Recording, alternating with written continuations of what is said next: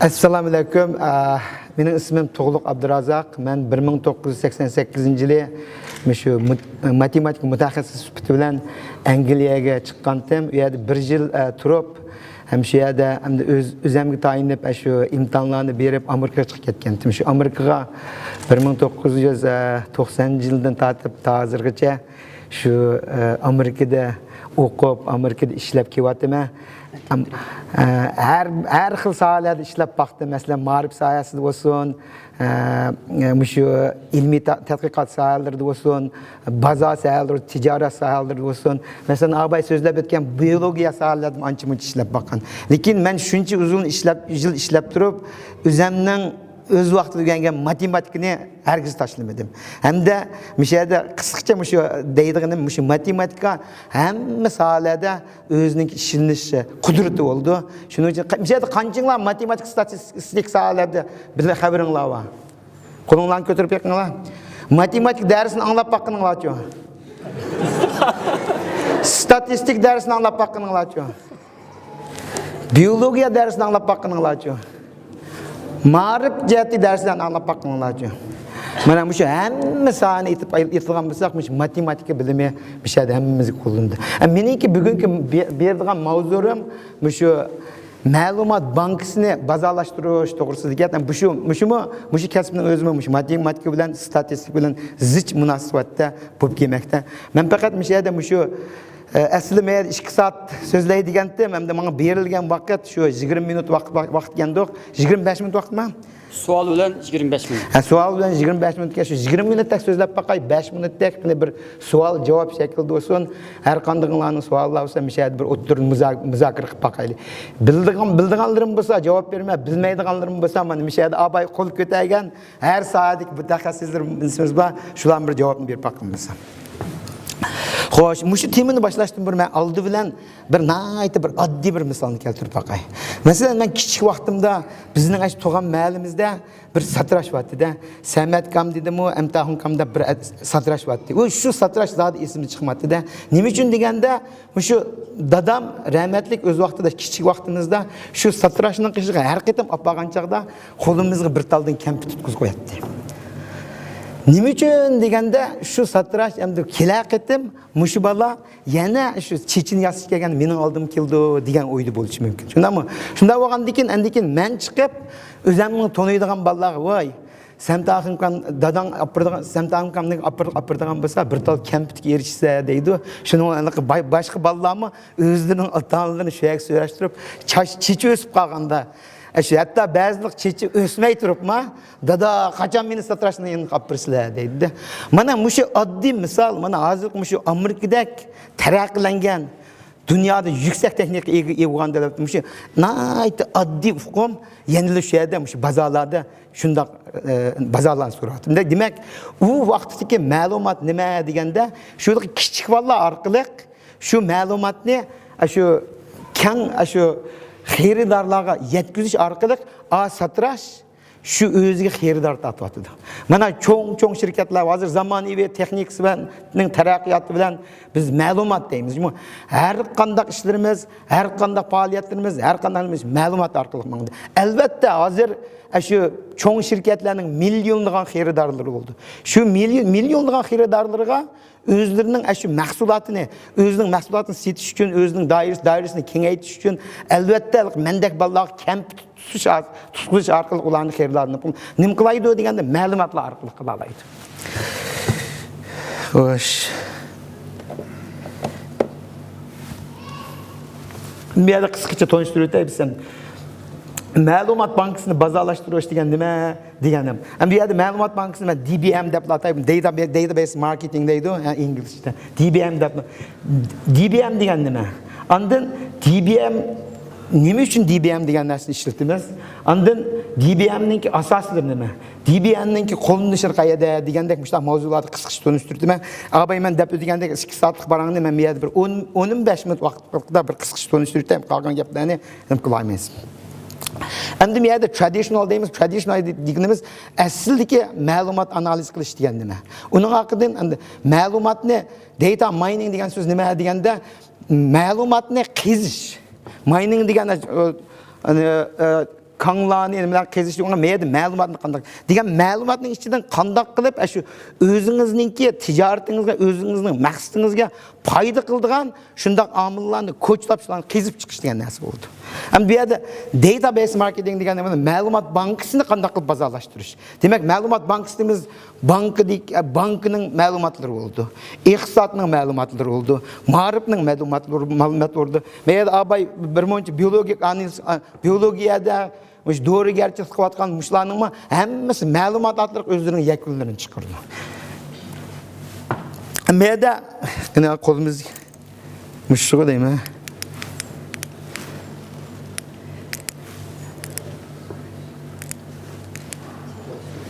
Tük kaptı buldu. Aşı birinci kuru karaydıgan bilsənglər bu əsildiki, yəni traditional data analysis, əsildiki məlumat analiz qilishdan. İkinci Kurdikini qaraydigan bo'lsaqlar, u ma'lumotni kezish to'g'risida. 3-chi hamda bizning hozir so'zlamoqchi bo'lgan ma'lumot bankasini bozorlashtirish degan.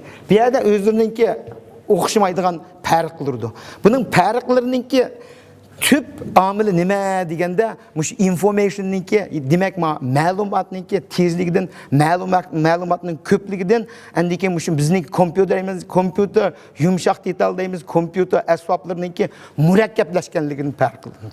Chunki o'z vaqtida o'zaqma hisob bergan. Biz kichik vaqtlarimizda, masalan, ma'lum hisob qilgan bo'lsak, biz halqi çort arqılıq hesaplaydıgan bulduk. Ve degan her bir idarlı qaraydigan bolsanglar nurg'un aş çortlarni çortlar arqılıq hesaplaydigan xodimlar bu. Bular degan yillab, oylab aş bir o doskada o'tirib nimadan qildi. Lekin hozir undaq narsalarning hammasi qilib qoldi. Chunki bu hisoplash kuchininkimiz.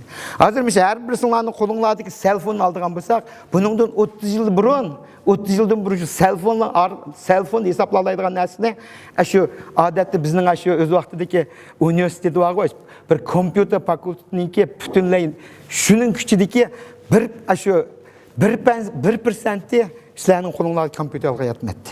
Shuning uchun shu oddiy misollar orqali qanchalik ma'lumotning qancha kuchayib ketganligini bilgan bo'ldi. Bu yerda DBM'ninki aniqlari to'g'riliq, bu yerda inchiklab har xil Hem de her bir tədqiqat school deyimiz, hem tədqiqat tarmaqları qarda özlərinin ayrım-ayrım iniqləri oldu. Yəni özünlər körvasanlar oldu. Mən bir ayrım-ayrım dəpşməyim də. Hem de nima üçün şu DBM'ni qilmayız degan to'g'riliq men bu qisqacha tushuntirdim. Birinchisi şu abay deb o'tgandek, şu ma'lumotniki naqadar ko'pligidan.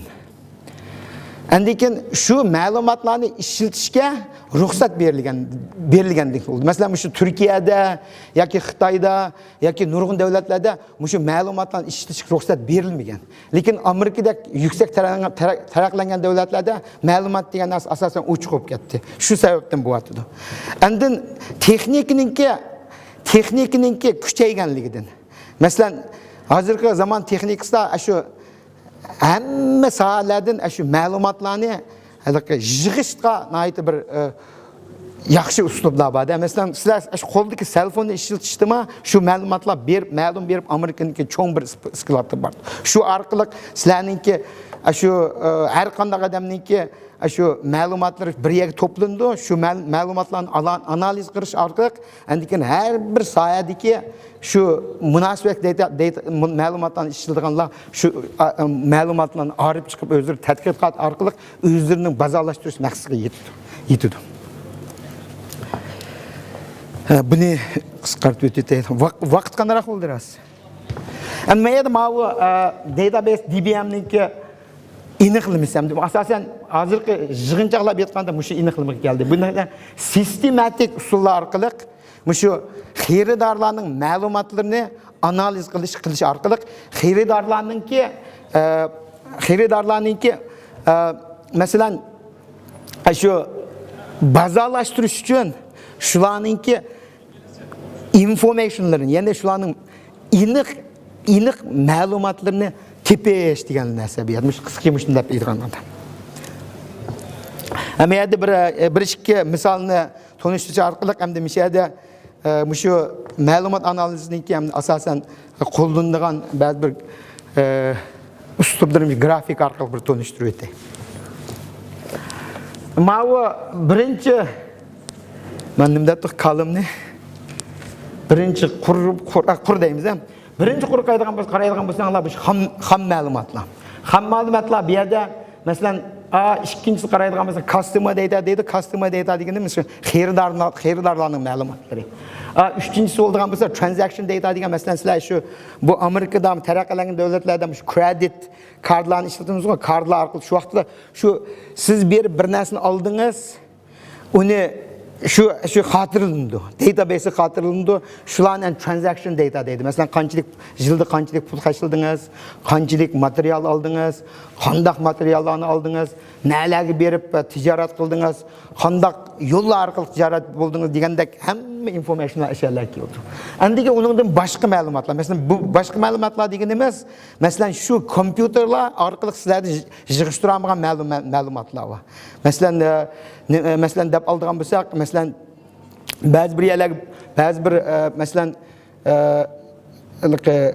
mesela travel deymiz, sayohat qilish, ashtar jarayonlarda balkim cashni xashlaydigan ahvollar bo'ladi. Cashni xashlaydigan vaqtlarda, ya'ni naqd pulni xashlagan chaqlarda u balkim sizlar kredit kart orqali ishlatmaysizlar, lekin shu odatlarni ma'lum shu uslublar orqali ma'lum usul shularni ya'ni yig'ishtirib oldi. Şimdi demak endi shu qisqacha aytganda shunday ma'lumotlar. Bu ma'lumotlarning hammasi bir yerga berib ham data warehousing deymiz. Data warehousing deganimiz bir sklad.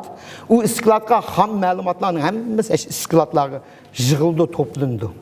Bu to'plangan ma'lumotlar haqiqatan uning ichidan hammasi işlenip ketishini atayın. Bir kısımları işlendi, bir kısımları işlenmeydi, bir kısımları ma'lum soatliklar ishlatgan bilan yana bir kısımları yana boshqa soatlarga ishlendi. Mesela ma'rif sohasida ishlanganlari va, tijorat sohasida ishlanganlari va, to'g'rigarlik ishlangan shunday ma'lumotlarimiz yashagan.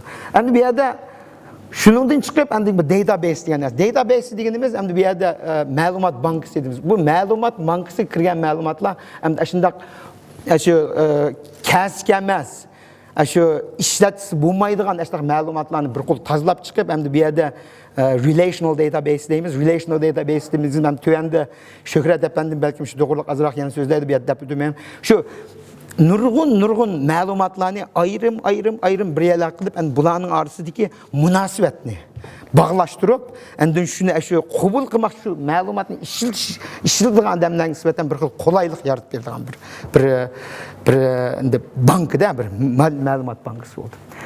Endi bu yerda shundan kelib endi bu database endi analitik database deymiz yoki bo'lmasa analitik asboblar, mesela yumshoq detal degandek mishna narsalar bor.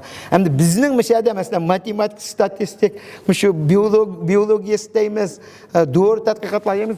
Bu yerlarda shu analitik uslublarni, analitik qurollar orqali endiki ma'lumotlarni databasedan chiqib ma'lumotlarni analiz. Bu vaqtda mana shu bizningki matematika deymiz, statistik deymiz, ma'rif sohasida bo'lamiz, hamma sohada. Masalan, mishada abay deb o'tganlarning hammasi hech qaysi statistikani aralamaydi. Matematikani aralamaydi. Shundaq deyman, ha? Bizlardan mesela başlarını linçlatdı. Şundaq narsalar. Shuning uchun aslida bizningki mana bizning o'ynalaydigan cho'ng rolimiz nada deganda, masalan bizga o'xshashmish matematika, statistika, ya'ni boshqa harf kasb bizning o'ynalaydigan analitik uslublar orqali shu ma'lumotlarni tadqiq qilish degan bir narsa. Endi uningdan chiqqandan keyin endiki shu ma'lumotlarni qanday qilib bazalashtirish. Abay mesela Rishad efendim siz so'zlab o'tgandek clinical research'da phase 1, phase 2, phase 3 degan narsalar bo'ldi. Mesela phase 1'da bular shu doğrugarlikning asos bilimlarini ishlatish orqali shu doğruninki qandaq kelib chiqishini, qandaq tasdiqlashini qildi. Ikkinchi darajaga kelganda uningdan keyin sinoq davriga o'tdi. Uchinchi davriga kelganda qandaq uni marketing qilish, qandaq qilib bazalashtirish degan narsalar bo'ldi. Shu demak, mesela ma'lum bir doğruni tadqiq qildik, uni chiqardik. Undan keyin uni chashqanlar olamdi yoki nimalarga olam berib bir sinab chiqdi. Endi 3-bosqichga kelgan chaqda shu haqiqatan insonlarga nisbatan aytgan chaqda qanchalik shu haqiqatan shu doğruninki shu degan maqsad yetalamdi degan chaqda shu vaqtda shu data analiz usullari yumshoq detallar orqali ishlatib endi buni bazalashtirish kerak. Mishada Muşunun o'xshash bir qancha misollarni men tayyorlagan edim. Hamda asosan nimalar buning o'xshab ketadi. Masalan, qaraydigan bo'lsanglar, men ikkinchi Ma'ning slaydga qaraydigan bo'lsangiz, o'ttirlikni ko'ringlar, o'ttirlikni agar qaraydigan bo'lsangiz, bularning butunlay ishlatayotgani statistik termlar. Masalan, frequency deganimiz ma'lum narsaning qayt-qaytidan bo'lish sonini ifodalaydi. Endi cross-step analysis correlation deganimiz hamda munosabat, har xil omillarning o'zaro munosabatlari. Endi qayerda logistic regression degan statistik nəhayət köp işlənilən bir termlar, şu logistic regression, decision tree deb hamda şu bir xil köçət deyimiz hamda decision tree-ni hamda basaq oldu vaqtda decision tree-ni şu qarar qilish uchun bo'lgan bir xil köçət şəkildəki narsa. Shunday narsa. Məni bir ko'rsataydigan. Masalan, men bir-birlab o'qib chiqay degan maqsad etdim. Lekin bu yerda hamda shu yerda to'xtam. Buni hamda ko'rsatish maqsad albatta sizlarga bilan o'qib chiqinglar degan maqsad emas. Mushu yerda ko'rsatgan hammasi Amerikadagi dangliq ataqliq shirkatlar. Mushu shirkatlar hammasi mushu ma'lumotlar orqali jon boqadigan shirkatlar deymiz. Masalan, shu yerda ashul qaraydigan bo'lsanglar, DMB deymiz, V12 deymiz, A12, V12 degan, Epsilon deymiz, endikin Equifax deymiz, Axiom deymiz. Mushlar degan asosan shu cho'ng shirkatlar shuni. Endi bizning shirkat, Merkle degan shirkat, shu Amerika bo'yicha shu ma'lumot analiz qilishda ishlayotgan shu xizmatchilarning soni qaraganda bizningki 10-o'rinda turdi. Lekin bizningki shirkatimiz shu butun Amerikaninki shu database marketingninki shu topgan foydalarininki 5% egallaydi.